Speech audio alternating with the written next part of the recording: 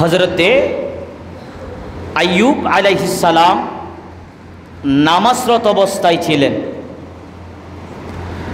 আইয়ুব আলাইহিস সালাম যখন নামাজ পড়ছেন, নামাজ পড়া অবস্থায় পায়ের মধ্যে ফুসকা পড়ল। ফুসকা মানি তো চিনেন, আমাদের আঞ্চলিক ভাষায় কি বলি, টুয়া উড়ে দে, টুয়া টুয়া। হযরত আইয়ুব আলাইহিস সালাম নামাজরত অবস্থায় ছিলেন। ওই নামাজের মধ্যে হঠাৎ করে দেখা গেছে হযরত আইয়ুব আলাইহিস সালামের পায়ে ফুসকা পড়ল। এরপর ধীরে ধীরে ওই রোগটা আগাগোড়া শরীরের মধ্যে ছড়িয়ে গেছে। এরপর ওই রোগটা আগাগোড়া শরীরে ছড়িয়ে যাওয়ার পর শরীরের গোশতটুকু আস্তে আস্তে পচে যাচ্ছে হযরত আইয়ুব আলাইহিস সালামের। এমনকি ওই গোশত থেকে এক ধরনের কিছু পোকা জন্মালো। এমনকি ওই পোকা থেকে, ওই শরীর থেকে, আইয়ুব আলাইহিস সালামের শরীর থেকে দুর্গন্ধ বের হচ্ছে। এত কষ্ট করছে হযরত আইয়ুব আলাইহিস সালামের এত বড় রোগ, এরপরেও আল্লাহর ইবাদত থেকে সেকেন্ডের জন্য দূরে থাকে নাই। সুবহানাল্লাহ বলেন না? আচ্ছা, এমনকি একটা জায়গার মধ্যে বসে থাকতেন, তেমনটা লড়াচড়া করতেন না, ইবাদত বন্দেগী করতেন। আল্লাহ যেইভাবে রেখেছে সেইভাবে আছেন। এমনকি সুস্থ থাকা অবস্থায় নবী আইয়ুব আলাইহিস সালাম যেই ইবাদত বন্দেগী করতেন, অসুস্থ হওয়ার পর সে যখন কোনো নড়াচড়া করতে পারছে না, ওই জায়গার মধ্যে ইবাদতের সময়টা আরো বাড়িয়ে দিয়েছেন। এমনকি কিতাবের মধ্যে আসছে ওই রোগ চোখে পর্যন্ত হয়েছিল, মানে আইয়ুব আলাইহিস সালামের চোখে পর্যন্ত ওই রোগে আক্রান্ত হয়েছে। দুইটা জায়গার মধ্যে পোকা অসুস্থ হতে পারে নাই। একটা হচ্ছে কলিজা অর্থাৎ কলব, হৃদয়ে, আর একটা হচ্ছে জিহ্বা। এই দুইটা জায়গা ছাড়া প্রত্যেকটা জায়গা পছন্দ রয়েছে। ওই শরীরের পচা মাংস থেকে পোকার খাবার বানিয়েছে, করেছেন কে? আল্লাহ। হযরত আইয়ুব আলাইহিস সালামকে এক সময় স্ত্রী বলছেন হযরতে আইয়ুব আলাইহিস সালামকে, এত বড় রোগ হওয়ার পরেও সমাজের মানুষ হযরতে আইয়ুব আলাইহিস সালামকে বের করে দিয়েছেন।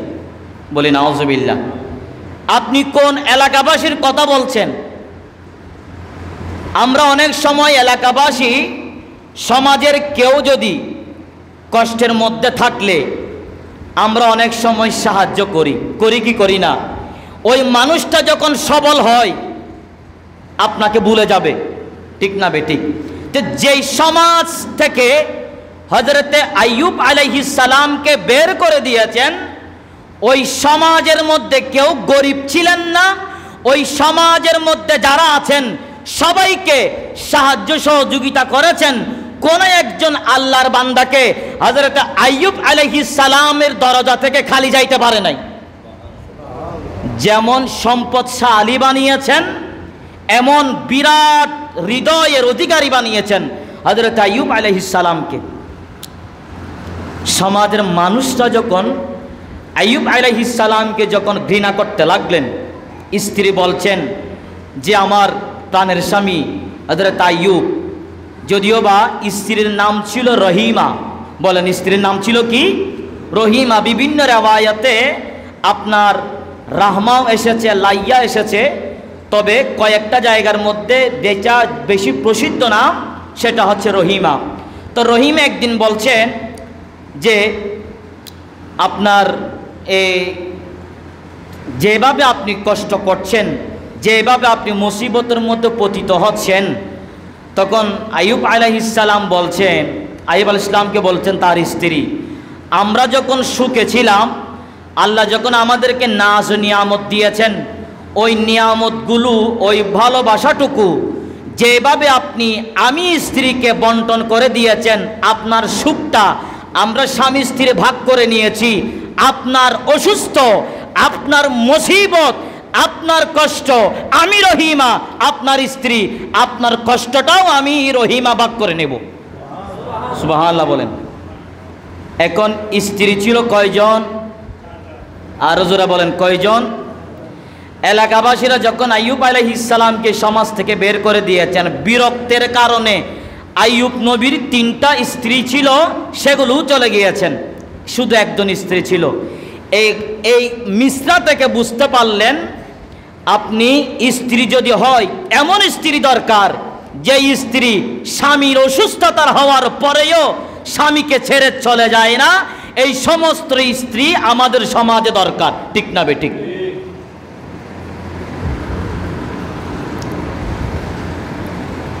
অনেক সময় দেখা যায় আমাদের মধ্যে বেশি অনেকে আছে একাধিক বিয়ে করে, 2টা 3টা 4টা স্ত্রী আছে না নাই? আছে। 4টা স্ত্রী মানে 4টা বউ, 4টা স্ত্রীর সাথে সে দুনিয়াদারি করছে, সংসার করছে। আপনি স্বামীকে জিজ্ঞেস করেন তো, আপনি যে 4টা বউ নিয়ে সংসার করছেন, আপনার 4টা বউ কি একরকম নাকি 4টা 4 রকম? স্বামী চিন্তা করা ছাড়া আপনাকে বলে দিবে, আল্লাহ আমাকে 4টা বউ দিছে, আমি 4টা বউ নিয়ে দুনিয়াদারি করছি, তবে আমার প্রথম বউ এমন, দ্বিতীয় বউ এমন, তৃতীয় বউ এমন, চতুর্থ বউ এমন।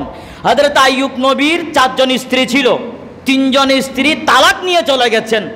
শিশু শেষ বয়সে, শেষে অসুস্থতার মধ্যে সেবা যিনি করেছেন সে হচ্ছে আমার আইয়ুব আলাইহিস সালামের সহধর্মিনী, যার নাম হচ্ছে হযরত রহিমা রাদিয়াল্লাহু তাআলা আনহু। একটু জোরে বলি সুবহানাল্লাহ। আল্লাহ আমাদের বোঝার তৌফিক দান করুক, প্রত্যেকে বলি আমিন। এই রোগটা যখন আইয়ুব আলাইহিস সালামের রোগ, এই অসুস্থতা যখন বিভিন্ন জায়গাতে গোটা সমাজের মধ্যে যখন এই রোগটা যখন ছড়িয়ে পড়েছে, তখন মহল্লাবাসীরা চিন্তা করলো, আত্মীয় স্বজনরা চিন্তা করলো, আইয়ুব আলাইহিস সালাম যে রোগে আক্রান্ত হয়েছে এটা হতে পারে ছোঁয়াচে রোগ। এই রোগের কারণে গোটা এলাকাটা এই রোগে আক্রান্ত হতে পারে। তাহলে সেটা মনে করে হযরত আইয়ুব আলাইহিস সালামকে সমাজ থেকে বের করে দিয়েছেন, আত্মীয়রাও পর্যন্ত বের করে দিয়েছেন, নিজের স্ত্রীরাও পর্যন্ত চলে গিয়েছেন এই রোগের কারণে। যেমন আমাদের 2019 নাকি 20 সালে করোনা ভাইরাস হয়েছিল, আপনারা প্রত্যেকে জানেন। মানুষ যদি মরে যায় তার জানাজাও পড়তে যায় নাই, শুধু করোনার ভয়ে, ঠিক না বেঠিক? তো তৎকালীন সময়ে সবাই মনে করেছেন মনে হয় এটা ছোঁয়াচে রোগ, এই রোগের কারণে এলাকাবাসীর মধ্যে এই রোগটা ছড়িয়ে পড়বে। সেটা আশঙ্কা হওয়ার কারণে হযরত আইয়ুব আলাইহিস সালামকে সমাজ থেকে বের করে দিয়েছেন। এমনকি কেউ নাই, আইয়ুব আলাইহিস সালামের সাথে ছিল 3 জন ব্যক্তি। একজন হচ্ছে রহিমা নামক একজন স্ত্রী, আর একজন ছিল স্থানীয় এলাকার 2 জন সাগরিদ। সাগরিদ মানে 2 জন খাদেম বলেন, ছাত্র বলেন। এই 2 জন ছিল হযরতে আইয়ুব আলাইহিস সালাম। তো সমাজ থেকে যখন বের করে দিয়েছেন হযরত আইয়ুব আলাইহিস সালামকে, যাওয়ার সময় 2 জন ছাত্র এবং স্ত্রী কাপড়ের তৈরিকৃত কিছু জুড়ি আছে না, জুড়ি, এখন তো বিভিন্ন ধরনের ব্যাগ আছে, তৎকালীন সময়ে তো ব্যাগ ছিল না, ছিল কিছু জুড়ি, কাপড়ের কিছু জুড়ি ছিল। কাপড়ের ঝুড়িতে করে হযরত আইয়ুব আলাইহিস সালামকে একটা মহল্লার মধ্যে নিয়ে গেলেন। সেখানে গিয়ে হযরত আইয়ুব আলাইহিস সালাম আল্লাহর দরবারে কান্না করছেন, আল্লাহ তুমি আমাকে এমন সম্পদ দিয়েছ, সমস্ত সম্পদগুলো তুমি আমার কাছ থেকে কেড়ে নিয়েছো। আল্লাহ তুমি আমাকে এমন অসুস্থ দিয়েছ, আমাকে এমন একটা রোগের মধ্যে আক্রান্ত করলা, যেই রোগের কারণে আমার স্ত্রী আমাকে ছেড়ে চলে গেছে, যেই রোগের কারণে আমাকে সমাজ থেকে বের করে দিয়েছে। তখন হযরতে আইয়ুব আলাইহিস সালাম একটা সমাজ থেকে আরেকটা সমাজে গিয়েছেন। দেখা যাচ্ছে সেখানে যখন কিছুদিন ছিল, মহল্লাবাসীরা বলতে লাগলেন এই রোগ মনে হয় আমাদের কাছেও আসতে পারে, সেটা মনে করে ওই সমাজ থেকেও বের করে দিয়েছেন। এখন একটা না, 2টা না, প্রায় 7টা সমাজ থেকে হযরত আইয়ুব আলাইহিস সালামকে বের করে দিয়েছেন। বলি নাউজুবিল্লাহ। বলেন কয়টা মহল্লা? 7টা। 7টা মহল্লা, 7টা গ্রাম থেকে হযরতে আইয়ুব আলাইহিস সালামকে বের করে দিয়েছেন। আইয়ুব নবী আল্লাহর কাছে ফরিয়াদ করলেন, আল্লাহ আমার মনে হয় আমি জীবনে কোনো পাপ করেছি, না হয় আমার উপর এত বড় মুসিবত কেন আসলো। আল্লাহর দরবারে কান্না করছেন, এদিকে দোয়া করছেন, আল্লাহ আমার রোগের কারণে তুমি আল্লাহকে নালিশ করছি না, তবে তুমি আমাকে ধৈর্য দাও, এই অসুস্থতার মধ্যে যেন তুমি মালিককে আমি যেন বলতে না পারি। সুবহানাল্লাহ বলেন। সেখানে রেখে আসলেন। 7 গ্রাম থেকে যখন বের করে দিয়েছেন, জায়গার যাওয়ার মতো কোনো রাস্তা, কোনো গ্রাম নাই। শেষে এসে একটা আপনার জনমানব শূন্য একটা জায়গার মধ্যে, যেখানে মানুষের কোনো আবাস নাই, যেখানে মানুষ বলতে কোনো মানুষ সেখানে বসবাস করে না, এমন একটা ময়দানে, মাঠে, একটা জায়গাতে, মরুভূমিতে, একটা ছাউনির নিচে হযরতে আইয়ুব আলাইহিস সালামকে সেখানে রাখলেন। সেখানে রাখার পর তার 2 জন ছাত্র ছিল। ওই 2 জন ছাত্র বিরক্তের কারণে অদিষ্ট হয়ে, মানে একদম অদিষ্ট হওয়ার কারণে হযরত আইয়ুব আলাইহিস সালামকে ওই জনমানব শূন্য একটা জায়গার মধ্যে, মরুভূমির ছাউনির নিচে হযরত আইয়ুব আলাইহিস সালামকে রেখে ওই 2 জন ছাত্র পর্যন্ত চলে গেছেন পালিয়ে। বলে নাউজুবিল্লাহ। এখন আছে কয়জন? আরো জোরে বলেন কয়জন? একজন। সেটা ছিল তার স্ত্রী। তার স্ত্রী ছিল হযরতে আইয়ুব আলাইহিস সালামের স্ত্রী, যার নাম হচ্ছে রহিমা। 2 জন সাগরিদ ছিল। ওই 2 জন সাগরিদ আপনার হযরত আইয়ুব আলাইহিস সালামকে সেখানে রেখে তারা চলে গিয়েছেন। আল্লাহ আমাদের বুঝার তৌফিক দান করুক, প্রত্যেকে বলি আমিন। প্রতিদিন ময়দানে হযরত আইয়ুব আলাইহিস সালাম ওই ঝুপড়ি, ওই জায়গার মধ্যে আইয়ুব আলাইহিস সালাম সব সময় শুয়ে থাকতেন, তেমনটা উঠা বসা করতে পারতেন না, তো সেখানে শুয়ে থাকতেন। এত বড় মরুভূমি একটা জায়গার মধ্যে আছে, অসুস্থতার রোগের যদি কোনো ওষুধ না পাই, অন্তত পক্ষে খাবার খাওয়ার দরকার আছে না নাই? কিছু তো খাইতে হবে। আপনি অসুস্থ, আপনার ওষুধের প্রয়োজন, চিকিৎসার প্রয়োজন। চিকিৎসার আগে আপনার খাবারটা খাইতে হবে, আপনার জীবনটা বাঁচাতে হবে। এখন আইয়ুব আলাইহিস সালামকে ওই ময়দানে রেখে আইয়ুব আলাইহিস সালামের স্ত্রী হযরত রহিমা বিভিন্ন মহল্লায় গিয়ে, বিভিন্ন জায়গাতে গিয়ে মানুষের বাড়িতে কাজ করে করে টাকা পয়সা ইনকাম করে, ওই দিরহাম দিয়ে, ওই টাকা পয়সা দিয়ে কিছু খাবার নিয়ে আসতেন হযরতে আইয়ুব আলাইহিস সালামের জন্য। আরো জোরে বলেন। এখন টাকা পয়সা ইনকাম করছে মেয়ে নাকি ছেলে?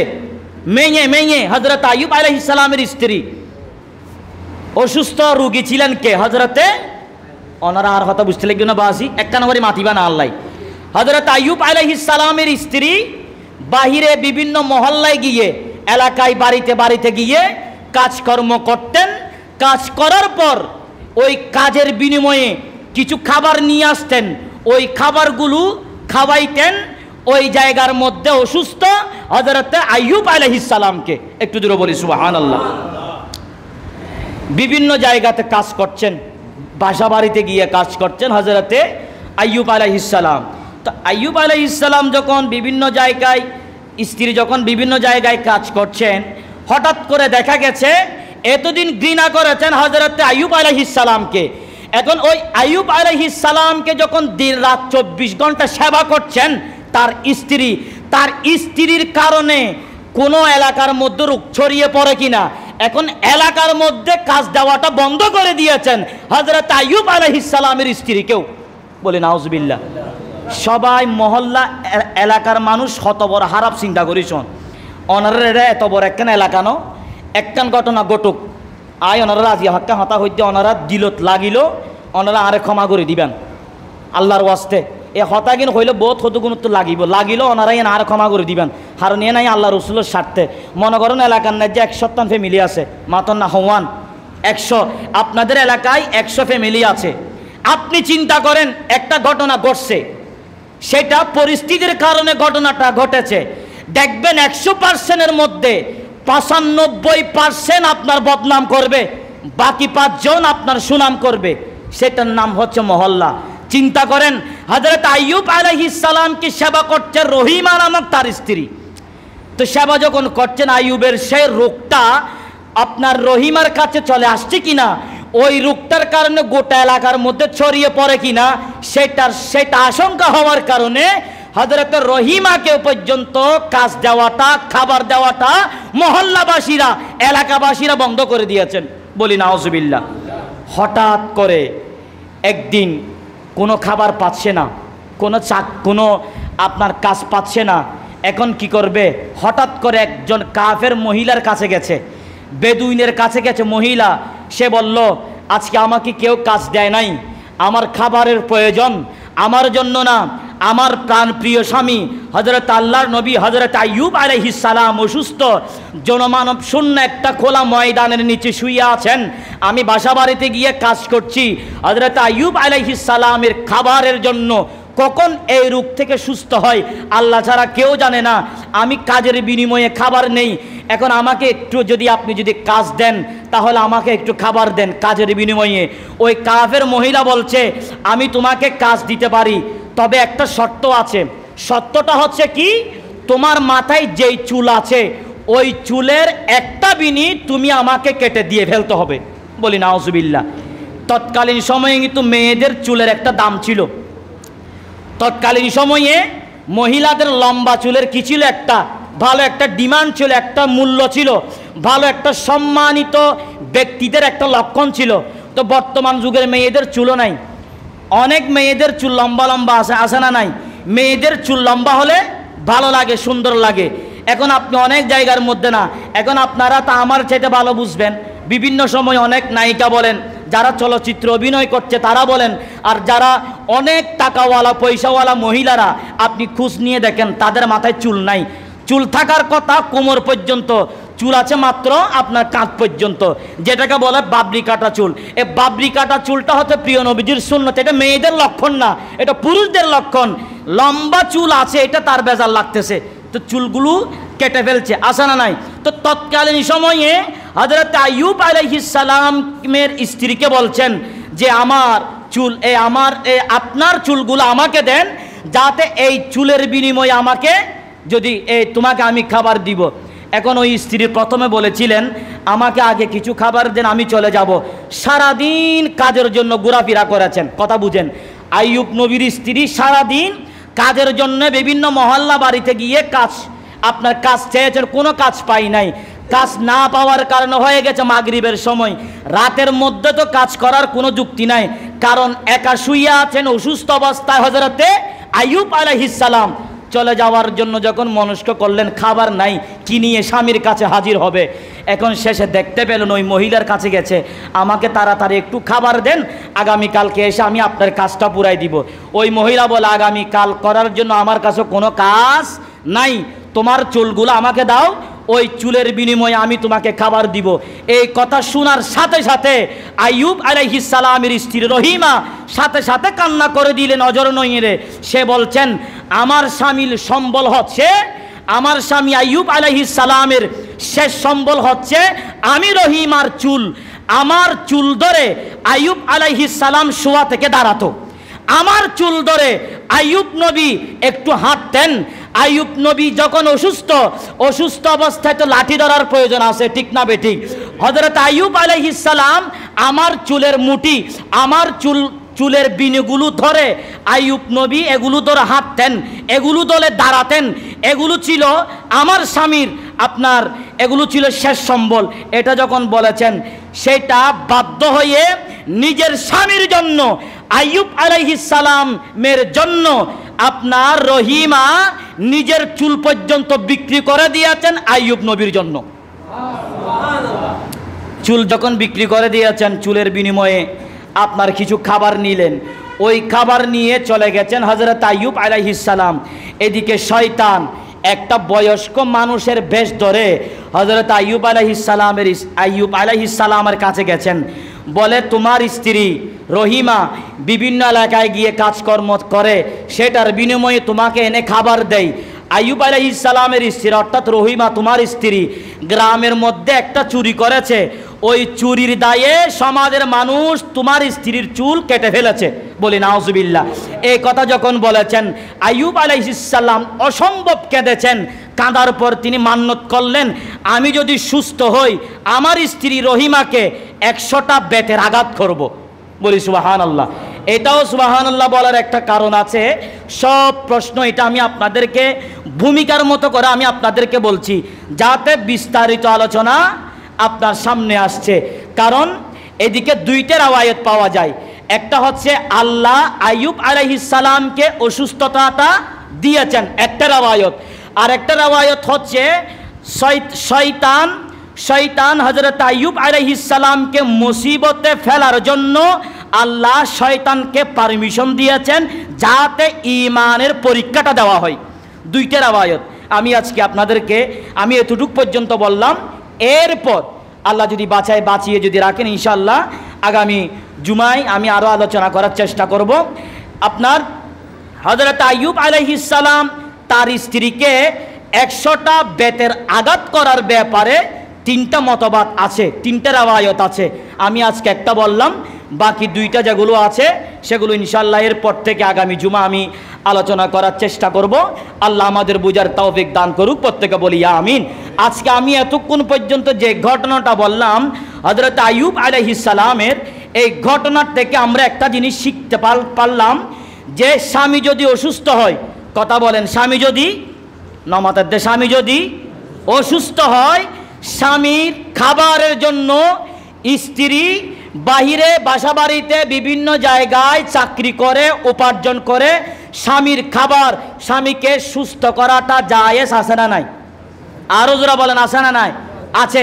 স্বামী অসুস্থ, খাবারের প্রয়োজন, স্ত্রী কাজ করবে, এটা হচ্ছে শরীয়ত সম্মত, কারণ এটা জান বাঁচানোটা হচ্ছে ফরজ। আবার এইটা মানে আপনারা এইটা বুঝবেন না, স্ত্রী কাজ করবে গার্মেন্টসে, স্ত্রী কাজ করবে, আবার স্ত্রীর মানে বউর টিয়া লইরে জামাই আবার জুয়া খেলন, এ হাম্মাম গরম যাইতো না, হতা বুঝিবেন।